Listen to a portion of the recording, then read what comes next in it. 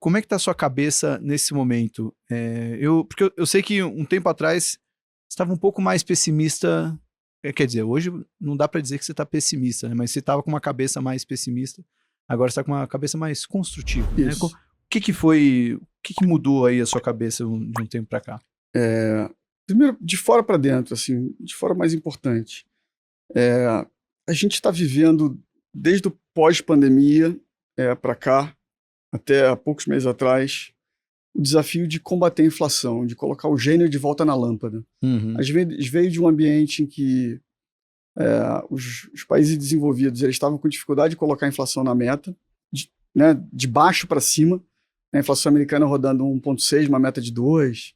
Mas fala, poxa, só 0,4 essa preocupação, a Europa com inflação perto de 1, com uma meta de abaixo de 2, próxima e abaixo de 2.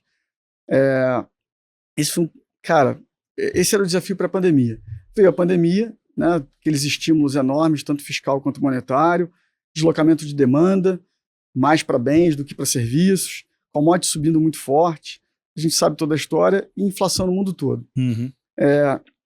E aí a gente passou esse período de combate à inflação. Eu participei disso aqui no Banco Central Brasileiro, mas diferente, né? O Banco Central Brasileiro conviveu com isso, esses choques de inflação de vez em quando. Lá fora eles não têm isso há 30, 40 anos. Esse foi o grande calcanhar de Aquiles dos mercados financeiros dos últimos 2 anos e meio. Com inflação alta, o Fed não pode cortar juro ao primeiro sinal de recessão ou ao primeiro sinal de que as ações caíram 20%, como aconteceu em 2018. O Fed reagiu e cortou 75 basis points, com o S&P caiu 20%, o Fed cortou juro. A inflação estava 1,5%, a atividade estava bem, mas, poxa, por que eu vou esperar? Uhum. Com inflação alta, você não tem esse luxo. Você tem que esperar e, às vezes, você tem até que apertar mais. Os ativos, em geral, performaram muito mal nesse período. Tá? Acho que os hedge funds brasileiros pegaram em 2022 a alta do juro. Lá fora, muitos não pegaram isso. Né? 2022 já foi um ano ruim para muitos hedge funds internacionais. Acho que até a Bloomberg fez uma matéria no passado falando das estrelas dos hedge funds vieram principalmente do Brasil, né? Uma matéria super exaltante. Nem sabia. Mas assim, lá fora, os ativos estão performando mal desde 2022. Desde que o S&P lá fez o high no final de 21, os hedge funds estão performando mal. Uhum. Aqui no Brasil, os hedge funds ainda pegaram, os brasileiros estão acostumados com inflação, sabem como é, e conseguiram pegar. Em 2023, meio que todo mundo foi mal. O fato é que não foi só hedge fund, todo e qualquer ativo que tenha prêmio de risco foi mal nesse período de combate à inflação. A Treasury veio de 1 para 5, todo mundo performou mal. Os hedge funds poderiam ter apostado contra e tal, é verdade, mas o fato é que é difícil você pegar essa volta. Por que eu estou um pouco mais... E assim, até 3 meses atrás, a direção era, o Fed vinha revisando desemprego para baixo e vinha revisando inflação para cima. Qual é a conclusão disso? Tem que apertar mais o juro. E era o ciclo de juro que não acabava nunca. Todo mundo queria pegar o final do ciclo apostando que ia ter uma recessão, um hard landing. E assim, eu tenho que confessar que como eu estava no Banco Central, tem um monte de live minha gravada, eu também achava que alguma coisa vai acontecer, a atividade vai desacelerar forte, vai ter uma recessão nos Estados Unidos. Eu falei isso várias vezes. Não tinha um call muito diferente do consenso. O fato é que não veio essa recessão. Os Estados Unidos lidou bem com essa taxa de juro alta. O mercado de housing continua subindo o preço de casa, apesar do juro alto. Tem muito pouca geração de hipoteca nova para comprar casa, e mesmo assim o preço de casa está subindo, porque o estoque de casa está muito baixo. Então, assim, um canal típico do juro bater, que é reduzir demanda por casa, e aí gera um desemprego por aí, não bateu. Um outro típico canal de juros é a manufatura. Você sobe o juro, para de ter investimento em manufatura, só que está tendo um reshoring enorme, uma pressão das empresas americanas, em particular do setor de tech, para trazer investimento para a US. Acho que nas apresentações do Banco Central tem uns gráficos que são incríveis. Assim, explodiu o investimento para infraestrutura, para tecnologia. Então esse é outro vetor que segurou muito. E o fiscal americano também, que foi muito durante a pandemia, no pós-pandemia, e ainda teve um fiscal grande para infraestrutura ao longo desse ano. Tudo isso segurou um pouco a atividade lá fora e gerou esse cenário de, até junho, o Fed estava revisando a inflação para cima e desemprego para baixo. É mais juro. Combate à inflação vai ser mais duro.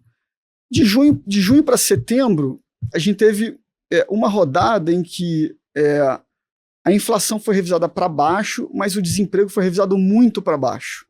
E aí o que aconteceu foi a pior final dos mercados. Apesar da inflação ter sido revisada para baixo, ter sido a primeira revisão, e o desemprego foi muito para baixo. O mercado falou, puxa, essa melhora de inflação é efêmera, com esse desemprego baixo, a inflação vai aparecer.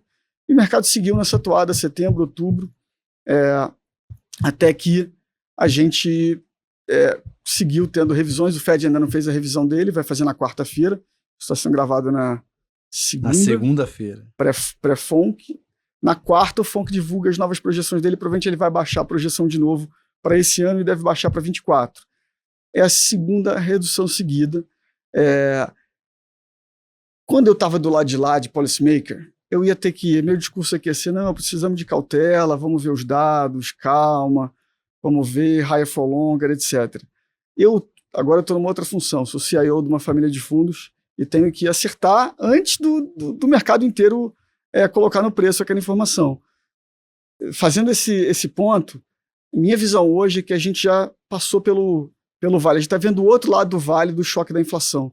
A inflação há 12 meses atrás, ou 24, há 12 meses atrás era 5,5% o PCI. Há 24 meses atrás era 4,5% e subindo. Há um ano atrás era 5,5% e caindo. Hoje ela é 3,5%.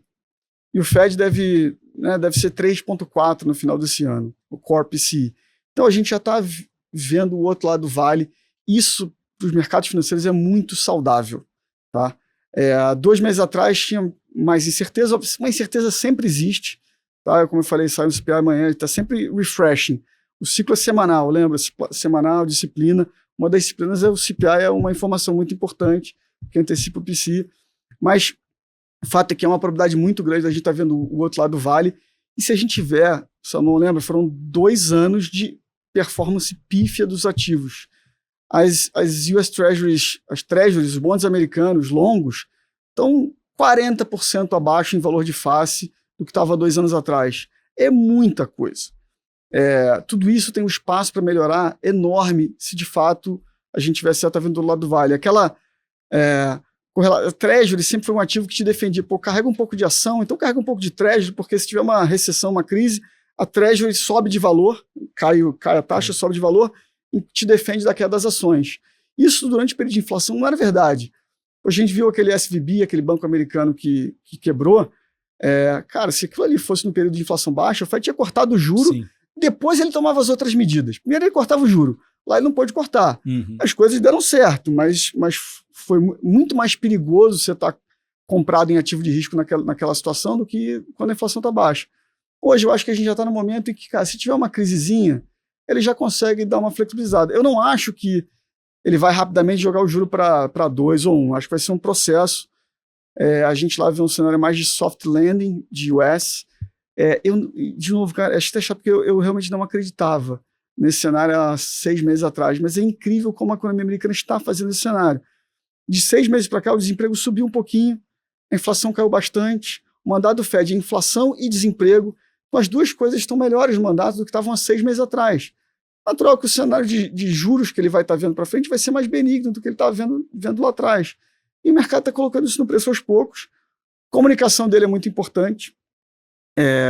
Eles também estão começando a comunicar que vão voltar a olhar uma Taylor Rule, que nada mais é do que dar peso para essas duas coisas, inflação e desemprego. Então, assim, eu acho que a gente está indo para um bom caminho lá fora. Risco tem um monte. Reforço para quem for criticar, porque eu estava do outro lado há pouco tempo atrás. Acho que os policymakers têm mais que serem cautelosos no speech. Isso vale para o mundo todo.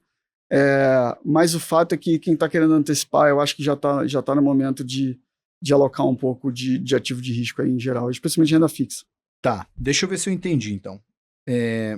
Você estava mais preocupado e essa preocupação se devia a uma inflação mais alta e que não permitia que o Banco Central agisse cortando juros caso necessário. Exato. E agora com essa inflação mais baixa, o Banco Central americano, o que eu não entendi é se ele pode usar esse corte de juros, né, caso precise, ou ele vai usar esse corte de juros? Assim, o Banco Central americano ele tem um mandato duplo. Uhum. Tem a prioridade para trazer a inflação para a meta e ele olha também para o desvio da taxa de desemprego para a Nairo, que é a taxa de equilíbrio. Uhum. Tá? De 6 meses para cá, a inflação caiu bastante. Tá? Ele está revisando, se não me engano, o core PCE dele de 3,9 para 3,4, é o meu guess para o que ele vai divulgar na quarta-feira. Tá? Então melhorou 50 basis points em 6 meses. A inflação que ele vai ver esse ano. E eu acho que ele vai reduzir também a inflação, a projeção de inflação dele para 2024, mais ou menos em 20 basis points também. Nesse mesmo período, isso foi o principal mandato dele, ele começou a melhorar. O segundo mandato dele, que é desemprego, desemprego estava ali rodando entre 3,4 e 3,6 por volta do segundo, terceiro trimestre, bateu 3,9 no mês retrasado, e agora novembro foi 3,75. Então ele avançou ali também. Assim, ele está começando a respirar aliviado. Ele está começando a ver, fala, poxa, era difícil, o path do soft landing é sempre muito difícil, não é à toa que quase não existe estatística dele. O que aconteceu uma vez nos últimos 30 anos foi com Greenspan na década de 90. Não é muito comum soft landing desse, você conseguir equilibrar oferta e demanda no mercado de trabalho, trazer inflação para a meta sem gerar uma recessão. É um path muito estreito, mas é incrível, mas assim, de fato, hoje eu acho que o Fed está conseguindo estar mais próximo disso do que eu sequer podia imaginar. Pergunta que não tem resposta, mas preciso fazer, né? A gente está gravando antes desses grandes eventos. O que pode acontecer que desmonta tudo que você falou agora? Eu acho que o grande risco é ter acho que desmontar tudo no curto prazo é difícil. Uhum. Tem que ter um CPI bem ruim. Eu diria que 0,4 ou mais um core CPI. Pode ser que um 0,4 não desmonte nada, não mude nada, mas começa a colocar uma probabilidade de desmontar. O Fed por si só, eu acho que ele vai ser cauteloso, ele vai seguir a barra alta para cortar juros cedo, mas já estamos no final do ciclo, vai colocar pelo menos 2 cortes de juros no PEF que ele publica, né? De juros para 2024, talvez ele coloque 3, acho que tem uma chance razoável dele colocar 3 quedas de juros, especialmente se o CPI vier melhor, mais benigno. O cenário base é ele cortar uns 100, 150 bips ano que vem, por conta de inflação. Porque a inflação, lembra, estava 5,5 um ano atrás, hoje está 3,4, no final do ano vai estar 3,4, eu espero, e ano que vem a projeção dele é 2,4. Então, cara, ele precisa ajustar a política, ele precisa reduzir o juro real. Está com inflação ancorada e está com desemprego ligeiramente começando a subir na margem, por boas razões, tem que ajustar um pouco. Se a gente tomar um susto e de repente se escapa desse path estreito, esse caminho estreito para o soft landing, e a gente tem uma desaceleração um pouco mais forte, com essa inflação, ele já pode cortar o juro um pouco mais forte. Então, assim, aí ele traz rápido de 5,5 para 3, para 2,5. Então, assim, muito mais fácil você assumir certos riscos quando você sabe que o Fed está do seu lado, entendeu? Está olhando, né, tá preocupado com a mesma coisa que você. Quando o Fed está preocupado com inflação ali, ele está mais restrito de flexibilizar a política monetária, e aí sim você tem que ser mais arisco. Os investidores acabam ficando mais ariscos na alocação de risco. Essa é a história. Vou até pegar aqui que o último episódio que a gente fez ano passado foi para terminar 2022 preocupado, que o título foi também com o gestor multimercado, foi o Guerra, da Legacy. E olha o título do episódio como foi aqui, ó. Vou voltar aqui para dezembrão. O título foi Lula 3... Ah, não, esse aqui é o 1º de janeiro. Não, tá aqui.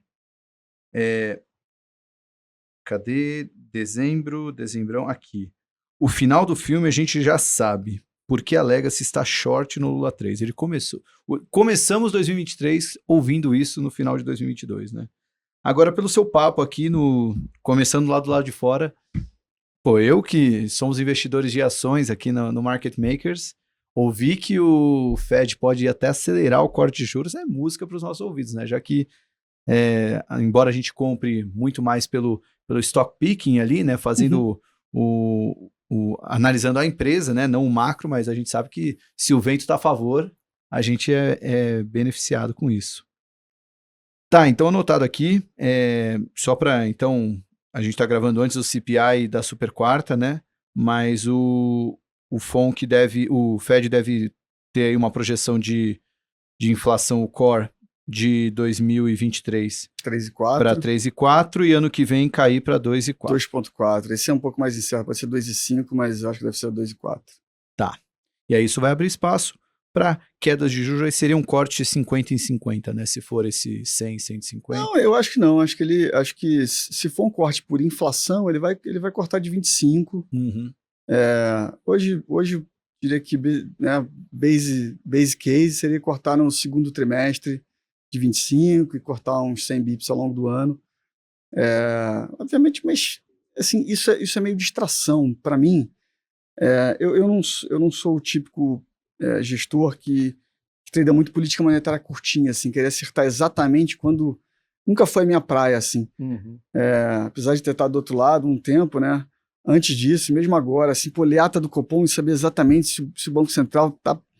não é muito a minha praia, assim. Eu acho que é meio distração. A grande coisa é que a gente está olhando o outro lado. Lembra, foram 2 anos de ativos financeiros sofrendo. Qualquer ativo com prêmio de risco sofreu. Só não sofreu as Big Techs, lá, as 7 mega caps americanas. Se você olhar o Russell 2000, que é um outro índice de ações US, cara, igual a Ibovespa, super difícil, performou super mal da pandemia para cá. Uhum. Olha qualquer ativo do mundo com prêmio de risco. Acho que ficar se preocupando se vai ser 25 meses, se vai começar em março ou maio, isso tudo é distração.